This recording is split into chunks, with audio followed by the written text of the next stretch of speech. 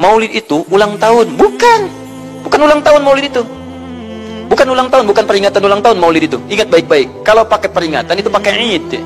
Id, Idul Milad, ya, hari kelahiran, peringatan hari kelahiran, ulang tahun. Tapi kalau cuma Maulid itu waktu kelahirannya. Apa hukumnya hari kelahiran? Hari kelahiran gak ada hukumnya. Yang melekat hukum itu bagaimana menyikapi hari kelahiran itu. Itu poinnya. Paham ya? Ketika ada perbuatan melekat kepadanya, maka di situ ada hukum.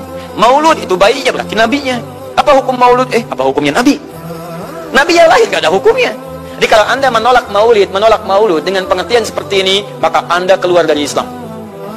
Kalau dalam hukum seperti ini, saya menentang maulid Nabi, berarti anda menentang kelahiran Nabi SAW. Saya menentang maulud Nabi, berarti anda berhadapan dengan Nabi, anda musuh Nabi. Jadi kalau anda dimaksudkan dengan kata maulud dan maulid, anda tidak bisa menentangnya, bisanya menerima. Saya menerima. Kenapa? Karena dalam pengertian bahasa, maulid itu artinya waktu kelahiran. Maulud artinya nabinya. Bagaimana menyikapi maulid dan maulud itu? Saya tahu nabinya dilahirkan, nabinya sudah ada. Jelas ya? Maka kemudian saya pun tahu waktu kelahirannya. Bagaimana kemudian menyikapi itu semua? Maka Masya Allah, Quran surah ke-11 tadi, 10 tadi, Yunus, ayat 57 sampai 58. Kalau sampai kemudian ke 58-nya, falyafrahu. Gembira antum. Gembira, bahagia, silahkan. Masa tidak gembira? Nabi Isa gembira, kita tidak gembira. Ya, Nabi Ibrahim gembira, kita tidak gembira. Nabi yang tidak melihatnya gembira. Masa kita yang mendapatkan bagian Nabi tidak gembira? Jelas ya?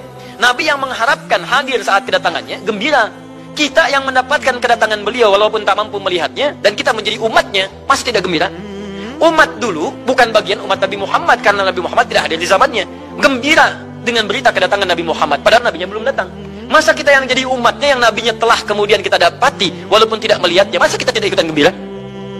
Maka pertama kita mesti gembira. Maka yang kedua, bagaimana mengekspresikan kegembiraan itu?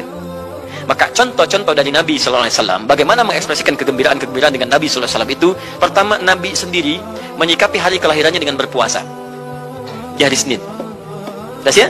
Ini bagi Nabi sendiri pribadinya. Nanti jadi hukum untuk kita. Nah, sekarang bagaimana para sahabat menyikapi kelahiran Nabi SAW, kedatangan Nabi SAW, dan menyikapi keberadaan Nabi SAW. Bukan cuma lahirnya, tapi setiap kedatangannya. Nabi datang dari Madinah, dari Mekah, kemudian disambut oleh para sahabat yang ada di sana. Nabi datang dengan perang Tabuk, dari perang Tabuk disambut oleh para sahabat di sana. Tala al-badru alaina min thaniyatil wada'i, wajib syukru alaina mada'alillahi da'i. Masya Allah, disambut dengan madid. Bukti kesenangan mereka kepada Nabi SAW. Ada yang memuji Nabi SAW seperti Hasan bin Thabit, buat puisi-puisi memuji Nabi. Seperti Zuhair bin Abi Salma, tadinya musuh Nabi, begitu masuk Islam memuji Nabi SAW. Ada yang lagi kemudian menghormati Nabi dengan kedatangannya, dengan mengikuti Nabi kemanapun.